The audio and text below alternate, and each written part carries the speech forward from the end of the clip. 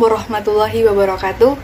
Halo semua, selamat datang kembali dengan kami, Mahir Kepemimpinan Tingkat Kuliah. Sebelumnya, perkenalkan terlebih dahulu, saya Nike Nurfitriana. Dalam video sebelumnya, sudah membahas terkait apa itu kepemimpinan karismatik dan juga kepemimpinan transformasional. Teman-teman sudah menonton belum? Oke, saya ingatkan kembali secara singkat saja ya. Melalui kepemimpinan transformasional, pemimpin itu mengubah serta memotivasi pengikutnya dengan membuat mereka itu sadar akan pentingnya hasil dari tugas serta mendorong mereka itu untuk melampaui kepentingan pribadi mereka demi ke organisasi atau tim. Sedangkan kepemimpinan karismatik itu adalah kepemimpinan yang memiliki citra karismatik tinggi dengan proses pengaruh yang dilakukan menggunakan visi yang menarik serta mengkomunikasikannya secara kuat dan ekspresif ketika mengartikulasikan dari visi tersebut, sehingga akan memicu kepercayaan yang tinggi dari pengikut. Mengenai makna dan gaya kepemimpinan karismatik dan transformasional sudah dipahami kan? Lalu bagaimana sih cara kita mengetahui efektivitas dari gaya kepemimpinan karismatik dan juga transformasional? Baik, dalam pembahasan video ini, saya akan membahas mengenai penelitian tentang kepemimpinan karismatik dan juga kepemimpinan transformasional.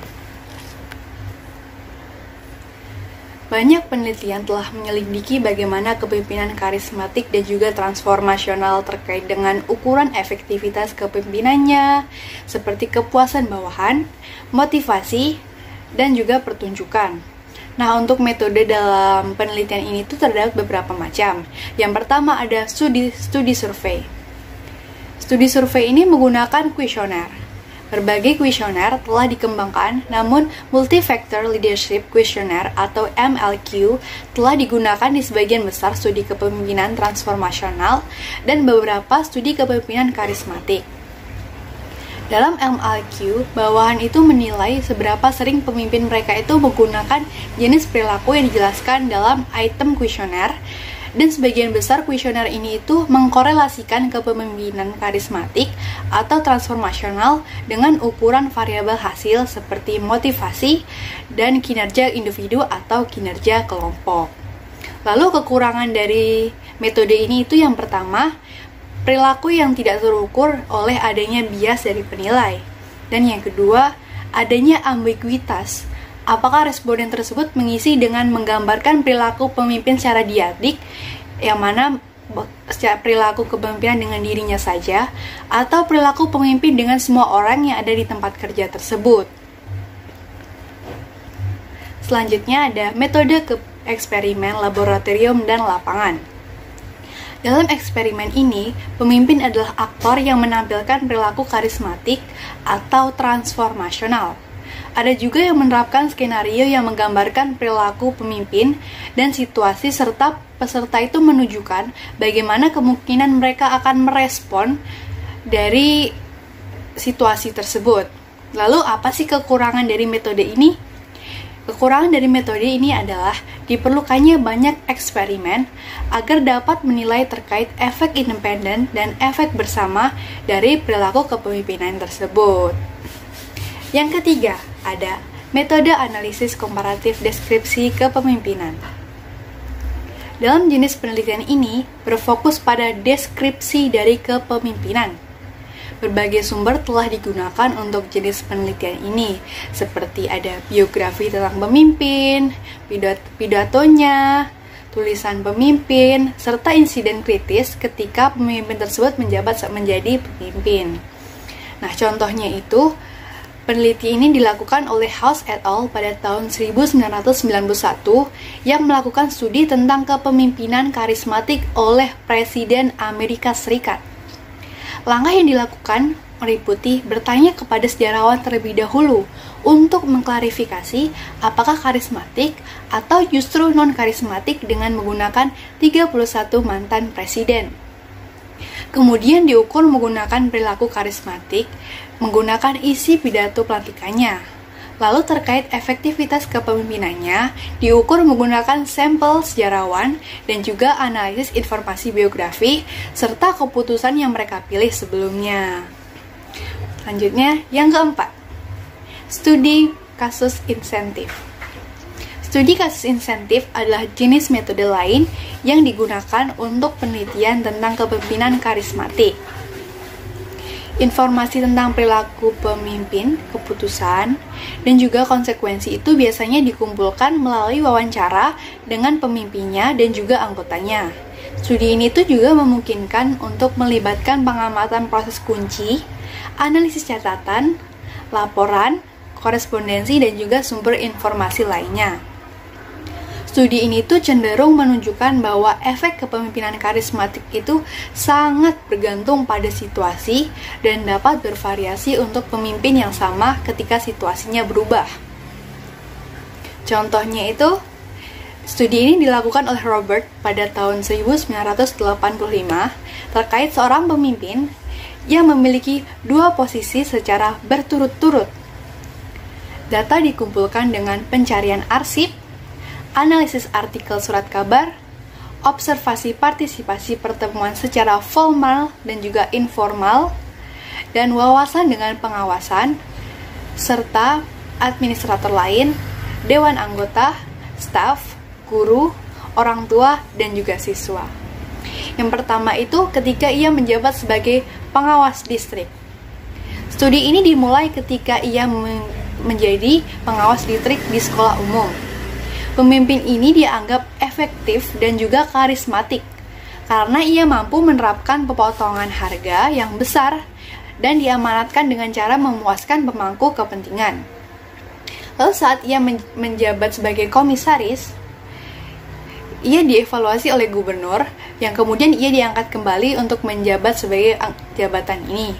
Namun sebenarnya ia tidak menghasilkan perubahan apapun, sehingga bisa dikatakan pemimpin tersebut tidak karismatik dalam posisi sebagai komisaris. Nah, bagaimana bisa sih satu individu dengan dua pekerjaan bisa menjadi karismatik dan juga bisa menjadi tidak karismatik di posisi lain? Baik, Robert dan juga Bradley pada tahun 1988 telah mengemukakan beberapa alasan terkait kasus tersebut. Terkait mengapa sih satu pemimpin bisa karismatik pada saat ia menjabat sebagai pengawas distrik, namun tidak karismatik ketika ia menjadi komisaris. Nah, antara lain yang pertama ada dalam jabatan pengawas distrik terdapat krisis yang memerlukan solusi inovatif. Sedangkan di komisaris tidak adanya kondisi yang memerlukan solusi inovatif tersebut. Lalu yang kedua, sebagai pengawas distrik, ia memiliki banyak otonomi dan juga wewenang jika dibandingkan dengan komisaris. Dan yang terakhir, yang ketiga, sebagai komisaris, ia akan melibatkan jaringan hubungan pemangku kepentingan yang lebih kompleks dan juga dapat membatasi tindakannya dalam melakukan berbagai perubahan. Baik, itu tadi berbagai penelitian yang dapat digunakan untuk mengidentifikasi terkait efektivitas antara kepemimpinan karismatik dan juga transformasional. Selanjutnya saya akan menjelaskan secara singkat mengenai apa sih perbedaan dari dua gaya kepemimpinan ini.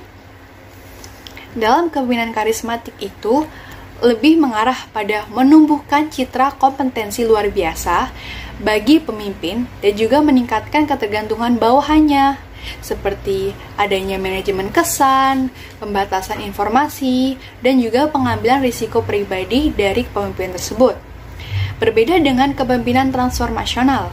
Transformasional ini lebih mengarah pada memberdayakan pengikut dan juga membuat mereka itu kurang bergantung kepada pemimpin, seperti mendelegasikan wewenang kepada individu atau tim, dan mengembangkan keterampilan serta kepercayaan diri pengikut.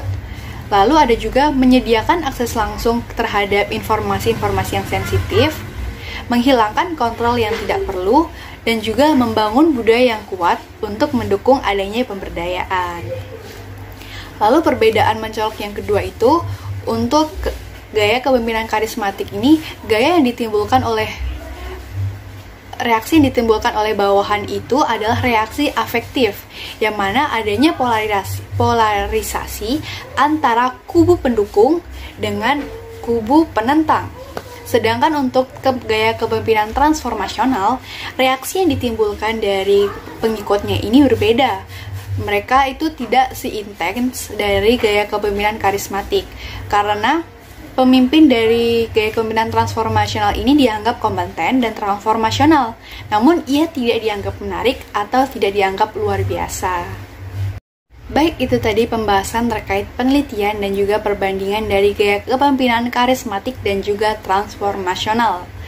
Berdasarkan dari apa yang sudah saya jelaskan sebelumnya, terdapat berbagai cara yang bisa digunakan untuk menganalisis efektivitas gaya kepemimpinan.